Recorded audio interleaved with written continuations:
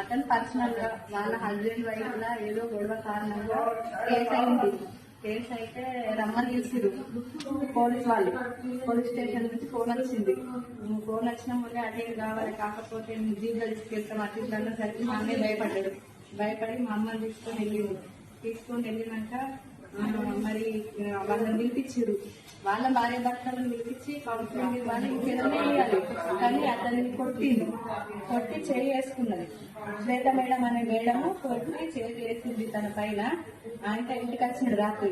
ఇంటికి వచ్చి నన్ను ఇట్లా కొట్టుడు అయిపోయాయి, నన్ను ఇట్లా అయిపోయాయని అదే బాగా మనసులో పెట్టుకున్నాడు. పొద్దున్న వేసిండు. మేము ఎవరు లేము ఇంట్లో. అలా భార్య అదే కేసు మీద అక్కడనే ఉన్నది. మా అమ్మ వేరే పని మీద బయటకు వెళ్ళింది. బయటకు వచ్చేసరికి అతను పెట్రోల్ పోసుకొని ఆలోచిస్తుంది. మాకు ఎట్లా న్యాయం జరగాలి? ఇప్పుడు మాకున్నది వస్తాను. ఇప్పుడు భార్య భర్తల కేసులు ఉంటాయి. ఎంత మాట్లాడాలి అంత మాట్లాడాలి. ఒక 35 ఇయర్స్ అతనికి కూడా కొన్ని ఫీలింగ్స్ ఉంటాయి, ఎన్నో ఉంటాయి. నువ్వు 35 ఇయర్స్ అతని మీద చేయడం ఎవరిచ్చింది మీకు? అతను ఏమైనా మర్డర్ చేసిందా? అతను ఏమైనా దొంగతనం చేసిందా? లంకతనం చేసిందా?